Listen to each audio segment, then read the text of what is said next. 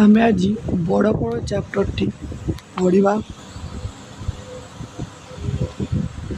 ଯାହାକୁ ରାଧାନାଥ ରାୟ ଲେଖିଛନ୍ତି। Line by line ପଢ଼ିବା ଏବଂ ଏକ୍ସପ୍ଲେନ୍ ସବୁ କରିବା। ମନେ ନାହିଁ ତୁମେ କାହାର ସନ୍ତାନ, କେଶରୀ ଔରସ ତୁମେ ସିନା ଶ୍ୱାନ। ପୂର୍ବପୁରୁଷ ପ୍ରତିଷ୍ଠା ବିଶାଳ, ବିକି ଭାଙ୍ଗି ଖାଉଥିବ କେତେ କାଳ। ସେ ପ୍ରତିଷ୍ଠା ନିଜେ ତିଳେ ନ ବଢ଼ାଇ, କରୁଥିବ ଆଉ କେତେ ତା ବଢ଼ାଇ।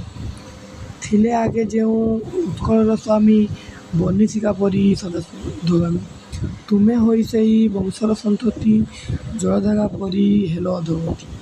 ତୁମ ପିତୃଗଣ ପରମ ଉଦାର, ରାଜ୍ୟ ମଣୁଥିଲେ ଏକ ପରିବାର। ଏବେ ଆମେ ଲାଇନ୍ ବାଇ ଲାଇନ୍ ବୁଝିବା ଚାପ୍ଟରଟିକୁ। ମନେ ନାହିଁ ତୁମେ କାହାର ସନ୍ତାନ। ତୁମର କ'ଣ ମନେ ନାହିଁ ତୁମେ କାହାର ସନ୍ତାନ? କେଶରୀ ଔରସ ତୁମେ ସିନା ଶ୍ୱାନ।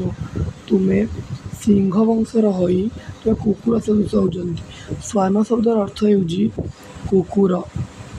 ଶ୍ୱାନ ଶବ୍ଦର ଅର୍ଥ ହେଉଛି କୁକୁର। କେଶରୀ ଔରସ ମାନେ ସିଂହ ବଂଶ। ପୂର୍ବପୁରୁଷ ପ୍ରତିଷ୍ଠା ବିଶାଳ। ତୁମର ପୂର୍ବପୁରୁଷମାନଙ୍କର ପ୍ରତିଷ୍ଠା ବହୁତ ବିଶାଳ। ବିକି ଭାଙ୍ଗି ଖାଉଥିବ କେତେ କାଳ। ତୁମେ ପୂର୍ବପୁରୁଷଙ୍କ ପ୍ରତିଷ୍ଠା ତୁମେ କେତେ କାଳ ବିକି ଭାଙ୍ଗି ଖାଉଥିବ। ସେ ପ୍ରତିଷ୍ଠାକୁ ନିଜେ ତିଳେ ନ ବଢ଼ାଇ, ତୁମେ ସେ ପ୍ରତିଷ୍ଠାକୁ ତିଳେ ନ ବଢ଼ାଇ, କରୁଥିବ ଆଉ କେତେ କାଳ ବଢ଼ାଇ। ତୁମେ ସେ ପ୍ରତିଷ୍ଠାକୁ ନିଜେ ନ ବଢ଼ାଇ, ସେ ପ୍ରତିଷ୍ଠାକୁ ତୁମେ ବିକି ଭାଙ୍ଗି ଖାଉଥିବ। ଥିଲେ ଆଗେ ଯେଉଁ ଉତ୍କଳର ସ୍ୱାମୀ, ବହ୍ନିଶିଖା ପରି ସଦା ଊର୍ଦ୍ଧ୍ୱଗାମୀ।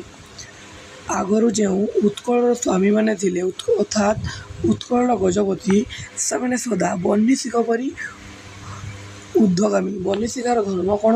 ସଦା ଊର୍ଦ୍ଧ୍ୱଗାମୀ ହେବ। ତୁମେ ହୋଇ ସେହି ବଂଶର ସମ୍ପତ୍ତି, ଜଳଧାରା ପରି ହେଲ ଅଧୋଗତି। ତୁମେ ସେହି ବଂଶର ସନ୍ତତି ହୋଇ ଜଳଧାରା ପରି ତୁମର ଅଧୋଗତି। ଅଧୋଗତି ଅର୍ଥାତ୍ ଜଳଧାରାର ଧର୍ମ କ'ଣ? ନିମ୍ନକୁ ବହିଯାଏ ଯେପରି ତୁମେ ସେମିତି ନିମ୍ନ ନିମ୍ନକୁ ଆସିଅଛ। ତୁମ ପିତୃଗଣ ପରମ ଉଦାର, ରାଜ୍ୟ ମଣୁଥିଲେ ଏକ ପରିବାର।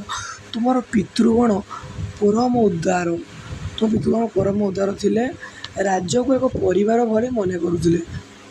ରାଜ୍ୟକୁ ତୁମ ପିତୃଗଣ ଏକ ପରିବାର ଭଳି ମନେ କରୁଥିଲେ। କାହିଁ ଗଲା ସେହି ପ୍ରାଚୀନ ସୁଧାରା, ରାଜପ୍ରଜା ହେଲେ ଏବେ ବାଜପାରା। କାଢ଼ି ନେଲା ରାଜ ଭୋଗ ଅଭିଳାଷ, ପ୍ରଜାମୁଖୁ ତାଙ୍କ ଶ୍ରମଜିତ ଘାସ। ଦେଶୀ ହୋଇ ତୁମେ ଆଚଇଲ ନୀତି, ନିର୍ମମ ବିଦେଶୀ ସର୍ବସ୍ୱ ନୀତି। ବାତ୍ସଲ୍ୟ ନ ବାନ୍ଧି ପ୍ରଜାଙ୍କ ଚିତ୍ତ, ବିଦେଶୀ ସଙ୍ଗିନୀ କଲେ ତାଙ୍କୁ ଭୀତ। ଗନ୍ତାଘର ହେଲା ତୁମର ସର୍ବସ୍ୱ, ସର୍ବସ୍ୱ ପ୍ରସାଦ ଗାଭୀ ହସ୍ତୀ ଅଶ୍ଵ। ରାଜଧର୍ମ ହେଲା ପ୍ରଜାଧନ ବୁହା, ମନ୍ତ୍ରୀ ହେଲେ ଖଣ୍ଟ କାନ କୁହା। ଅର୍ଥାତ୍ ଆମେ ଏହାକୁ ଲାଇନ୍ ବାଇ ଲାଇନ୍ ବୁଝିବା। କାହିଁ ଗଲା ସେହି ପ୍ରାଚୀନ ସୁଧାରା। କାହିଁ ଗଲା ସେ ସୁଧାରା, ରାଜା ପ୍ରଜା ଏବେ ହେଲେ ବାଜପାରା। ରାଜା ଆଉ ପାରା ଏବେ ବାଜପାରା ହେଲେ। କାଢ଼ି ନେଲା ରାଜା ଭୋଗ ଅଭିଳାଷ, ପ୍ରଜାମୁଖୁ ତାଙ୍କ ଶ୍ରମଜିତ ଘାସ। ଏବେକାର ରାଜାମାନେ ପ୍ରଜାମାନଙ୍କର ଶ୍ରମଜିତ ଘାସକୁ ସେମାନେ ଲୁଣ୍ଠନ କରୁଛନ୍ତି। ଦେଶୀ ହୋଇ ତୁମେ ଆଚଇଲ ନୀତି, ନିର୍ମମ ବିଦେଶୀ ସର୍ବସ୍ୱ ନୀତି। ତୁମେ ଦେଶୀ ହୋଇ ନିର୍ମମ ବିଦେଶୀ ସର୍ବସ୍ୱ ନୀତିକୁ ତୁମେ ଆଚରୁଛ। ବାତ୍ସଲ୍ୟ ନ ବାନ୍ଧି ପ୍ରଜାଙ୍କ ଚିତ୍ତ, ବାତ୍ସଲ୍ୟ ତୁମେ ନ ବାନ୍ଧି ପ୍ରଜାଙ୍କର ହୃଦୟ, ବିଦେଶୀ ସଙ୍ଗିନୀ କଲ ତାଙ୍କୁ ଭୀତ। ବିଦେଶୀ ସଙ୍ଗିନୀ ଅର୍ଥାତ୍ ବିଦେଶୀ ବନ୍ଧୁକରେ ଭୟଭୀତ କରୁଛ। ଗନ୍ତାଘର ହେଲା ତୁମର ସର୍ବସ୍ୱ। ତୁମର ଗନ୍ତାଘର ସର୍ବସ୍ୱ ହେଲା। ଗନ୍ତାଘର ସର୍ବସ୍ୱ ହେଲା। ସର୍ବସ୍ୱ ପ୍ରସାଦ ଗାଭୀ ହସ୍ତୀ ଅଶ୍ଵ। ଗନ୍ତାଘରରେ ପ୍ରସାଦ ଗାଭୀ ହସ୍ତୀ ଅଶ୍ଵ ପୂର୍ଣ୍ଣ ହେଲା। ରାଜଧର୍ମ ହେଲା ପ୍ରଜାଧନ ବୁହା। ଏବେ ରାଜଧର୍ମ ପ୍ରଜାଧନ ବୁହା ହୋଇଗଲା। ମନ୍ତ୍ରୀ ହେଲେ ଖଣ୍ଟ କାନ କୁହା। ମନ୍ତ୍ରୀମାନେ ଖଳ ହେଇଗଲେ, ଖଣ୍ଟ କାନ କୁହା। ଏ କାନ ସେ କାନ ସେମାନେ କହିଲେ।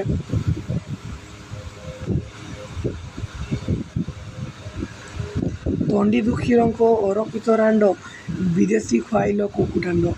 ନ ପାଇଲେ ଦୁଃଖୀ ପ୍ରଜା ଖୁଦକୁଣ୍ଡା, ନେଲ ଘିଅ ଅଟା ସଙ୍ଗେ ଛାଗ ମୁଣ୍ଡ। ଜ୍ଞାନହୀନ କାଷ୍ଟପୁତ୍ର ହୁଣ୍ଡା, ଅଭୀଷ୍ଟ ଦେବତା କଲେ ଲୋଭ ପ୍ରେତ। ନ ଚେତିଲ ଖାଇ ବିପଦର ବେତ। ତଣ୍ଡି ଦୁଃଖୀ ରଙ୍କ ଅରକ୍ଷିତ ରାଣ୍ଡ।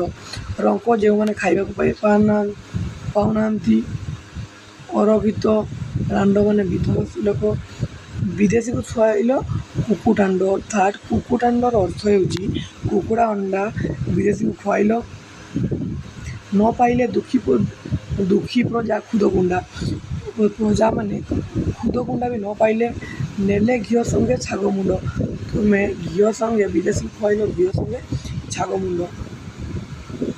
ଜ୍ଞାନହୀନ କାଷ୍ଟପୁଷ୍ଟ ହୁଣ୍ଡା, ଜ୍ଞାନହୀନ କାଣ୍ଡପୁଷ୍ଟ ହୁଣ୍ଡା ଅର୍ଥ ବ୍ୟବସାୟୀକୁ କୁହାଯାଇଛି। ଅଭୀଷ୍ଟ ଦେବତା କଲେ ଲୋଭ ପ୍ରେତ, ଅଭୀଷ୍ଟ ଦେବତା ଲୋଭ ପ୍ରେତ ତୁମକୁ କରେଇଲେ। ନ ଚେତିଲ ଖାଇ ବିପଦର ବେତ, ବିପଦର ବେତ ଖାଇ ତୁମେ ଚେତିଲ ନାହିଁ। ସଦା ହୋଇ ପାପ ଦ୍ରବିଣ ପ୍ରତ୍ୟାଶୀ, ପ୍ରଜା ମଧ୍ୟ ପାପ ବୁଦ୍ଧିକୁ ମନାସୀ। ରହିଥାକ ଟେକି କରି ଜରିମାନା, ଧନେ ପୁରାଇବ ଲାଗି ମାନକାନା। ସଦା ପାପ ଦ୍ରବିଣ ପ୍ରତ୍ୟାଶୀ, ସଦା ପାପକୁ ତୁମେ ପ୍ରତ୍ୟାଶୀ କରୁଛ। ପ୍ରଜା ମଧ୍ୟ ପାପ ବୁଦ୍ଧି ମନାସୀ, ତୁମେ ପ୍ରଜାମାନଙ୍କ ମଧ୍ୟରେ ପାପ ତୁମେ କରୁଛ। ରହିଥାଅ ଟାକି କରି ଜରିମାନା, ସବୁବେଳେ ତୁମେ ଜରିମାନା କରିବା ପାଇଁ ରହିଥାଅ। ଧନେ ପୁରାଇବ ଲାଗି ମାନକାନା, ତୁମର ଧନରେ ତୁମର ମାଲଖାନା ପୁରାଇବା ପାଇଁ ସବୁବେଳେ ରହିଥାଉ।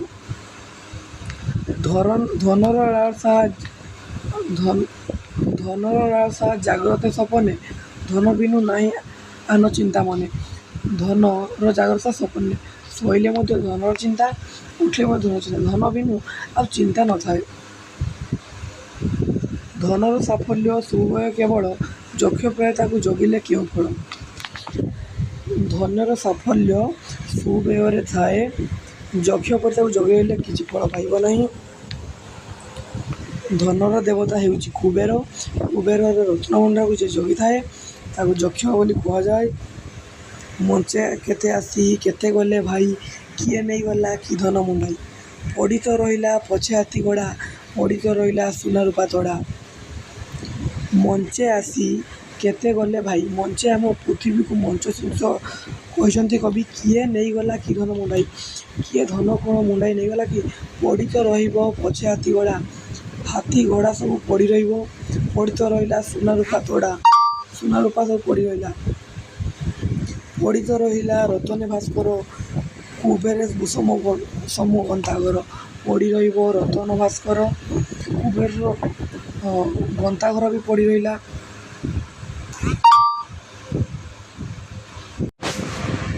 ଜିଣିବାକୁ ଆଉ ନାହିଁ ଧରାଖଣ୍ଡ, ବଲି କଲେ ଯେଉଁ ଅସୁକ୍ତ ଗଣ୍ଡ। ମଲାବେଳେ ବିଜୟୀ ବିଶ୍ୱକନ୍ଦର, କି କହିଥିଲେ ଚାଟ ଚିଚ ଥରେ ଧର। ଜିଣିବାକୁ ଆଉ ନାହିଁ ଧରାଖଣ୍ଡ, ଆଲେକଜାଣ୍ଡାର କହୁଛନ୍ତି ଜିଣିବାକୁ ଆଉ ଧରାଖଣ୍ଡ ନାହିଁ ବୋଲି ସେ କାନ୍ଦିଲେ। ମଲାବେଳେ ବିଜୟୀ ସୁକନ୍ଦର, ମଲାବେଳେ ଆଲେକଜାଣ୍ଡାର କ'ଣ କହିଥିଲେ ତାହାକୁ ହୃଦୟରେ ଧର। ବୋଇଲେ ଏ ପ୍ରାଣ ଗଲେ ପିଣ୍ଡ ଛାଡ଼ି, ଯେତେବେଳେ ମୋର ଦେହକୁ ପିଣ୍ଡ ଛାଡ଼ି ଯିବ। ନେବ ଯେବେ ମୋତେ କୋକେଇରେ କାଢ଼ି, ଦେଇଥିବ ତହିଁ ମୋ ଶବ ସୁଲାଇ। ବେନି ପାଶେ ବେନି କରକୁ ଝୁଲାଇ, ଯା ଦେଖି ଜାଣିବେ ଜଗତ ସମସ୍ତେ, ଆସିଥିଲା ଫେରିଗଲା ଶୂନ୍ୟ ହସ୍ତେ।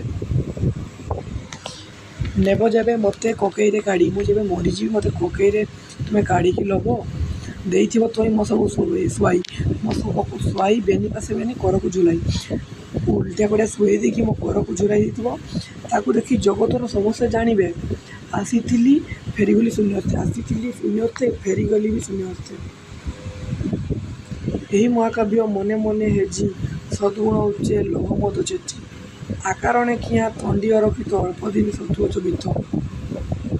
ଏ ମହାକାବ୍ୟ ମନେ ମନେ ହେଜି, ଏ ମହାକାବ୍ୟ ମନେ ମନେ ହେଜୁଛ। ସତଗୁଣ ଭଜ ଲୋଭ ମଦ ତ୍ୟଜ, ଭଲ ଗୁଣକୁ ତୁମେ ମଦ ତ୍ୟଜି କରୁଛ। ଆକାରଣେ କି ବା ତଣ୍ଡି ଅରକ୍ଷିତ, ଆକାରଣେ ତୁମେ ଅରକ୍ଷିତ ମାନଙ୍କୁ ତଣ୍ଡି ଶୁଣୁଛ। ଅଳ୍ପ ଦିନ ପାଇଁ ତୁମେ ସଞ୍ଚୁଅଛ ବି, ଅଳ୍ପ ଦିନ ପାଇଁ ସଞ୍ଚୁଅଛ।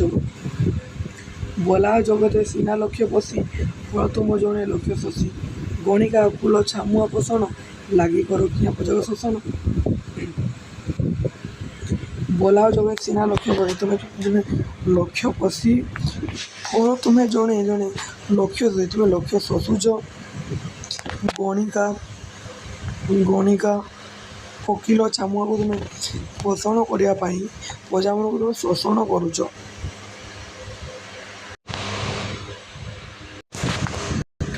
ପ୍ରଜା ରକ୍ତ ସେଦ ଲଳସ ଅଦୃଶ ଅଭିଶପ୍ତ ରାଶି ରାଶି ପାପବିତ ପ୍ରାୟଶ୍ଚିତ ବ୍ୟୟ ନ କରି ଯତନେ ପାପ ଅର୍ଜୁଅଛ ପାପ ଜିତନେ ଅର୍ଜୁଅଛ ସିନା କେବଳ ଦୁଷ୍ପଦ ଗୋଷ୍ଠୀ ମୁଖେ ଢାଳି ଯଜ୍ଞ ଘୃତ ପ୍ରଜାର ରକ୍ତ ସ୍ୱେଦ ଝାଳ ଲଳିତା ଅଜ୍ଜରରେ ଅସିଭକ୍ତ ରାଶି ରାଶି ପାପ ବି ତୁମେ ମନାସୁଛ। ପ୍ରାୟଶ୍ଚିତ ବ୍ୟୟ ନ କରି ଯତନେ ପାପ ତୁମେ ଅର୍ଜୁଅଛ ସିନା କେବଳ ଦୁଷ୍ମନ୍ତ ଗୋଷ୍ଠୀ ମୁଖେ ଢାଳି ଦେଉଛି ଯଜ୍ଞ। ଗୋଷ୍ଠୀ ମୁଖେ ମାନେ ଘୁଷୁରିରେ ସାମ୍ନାରେ ଘିଅ ଢାଳିଦେବା ସମାନ।